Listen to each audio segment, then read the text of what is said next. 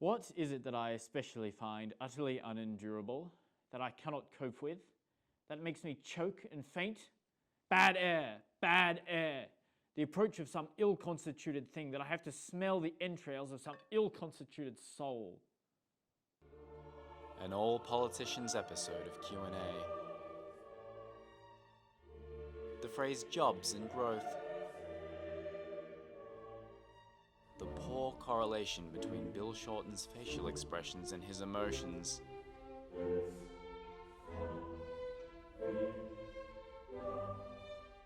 These all amount to the same thing. Bad air.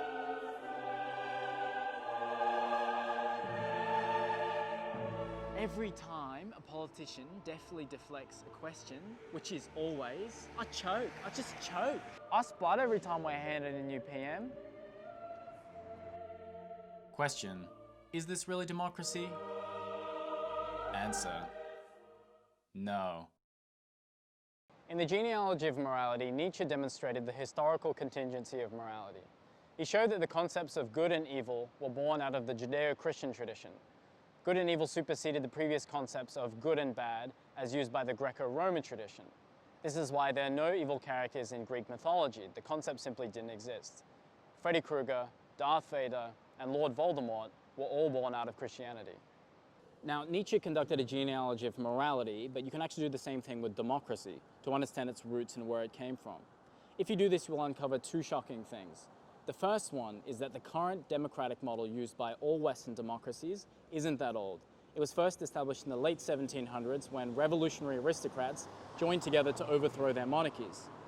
The second and more shocking thing is that the model that they selected for governance wasn't chosen because it was the most democratic one available. In fact, quite the opposite. Political scientist Bernard Manin writes, contemporary democratic governments have evolved from a political system that was conceived by its founders as opposed to democracy. Manin and others have outlined how a system of elections, what we take to be democracy, was originally chosen because it kept the decision-making in the hands of powerful landowners.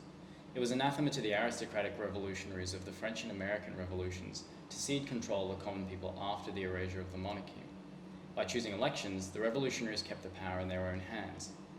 This is why at face value a democratic system appears blatantly oligarchical rather than democratic, because that's how it was originally conceived to be. Real democracy was invented by the ancient Greeks and did not use elections. Decision makers were instead chosen via random selection from the population.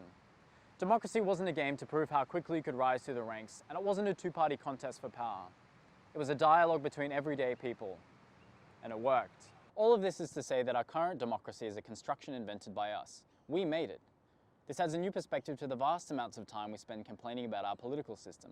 We complain, but we never invent any solutions. Instead, we rationalize our inaction with adages like, democracy is the worst form of government, but it's better than all the others. Well, why have we settled for the worst form of government without trying to improve it? Now, I'm not arguing for a communist-style revolution, but we at least need a revolution in the way we think about democracy. We need to start viewing our democratic institution as something dynamic, something that can be molded and modified. Think about science, for example. Empirical evidence is daily marshaled to improve many aspects of our lives. So why don't we experiment with democracy too? Here's one experiment. Let's see what happens if we rearrange our parliament so that our politicians sit in alphabetical order. Antagonism suffocates the parliament because the space itself is antagonistic. Each member sits with only their own tribe. No wonder this creates conflict. But if you have to sit next to your enemy every day, you stop hurling abuse at them. And what's even better, it's pretty hard not to get to know them. According to social scientists, the best way to reduce prejudice between conflicting groups is through exposure. So why wouldn't this work for politicians too? This is but one small example, but we could also try more radical things. For example, why not replace the entire Senate with a randomly selected body of citizens? This House of Review would be much more objective than the current crossbenchers, who often only make deals that benefit their local constituents. The coronavirus pandemic will have inevitably restored faith in politics over the short term, as, at least in Australia, it appears that our government has saved us from the virus. However, when this is all a distant memory, the political malaise that we were feeling 6 months ago will rapidly return. Over the coming years, we must attempt to experiment with the democratic system itself, or we'll continue to suffer from this democratic fatigue syndrome, and it may get worse. So let's open the windows and let out the bad air. We've choked enough already.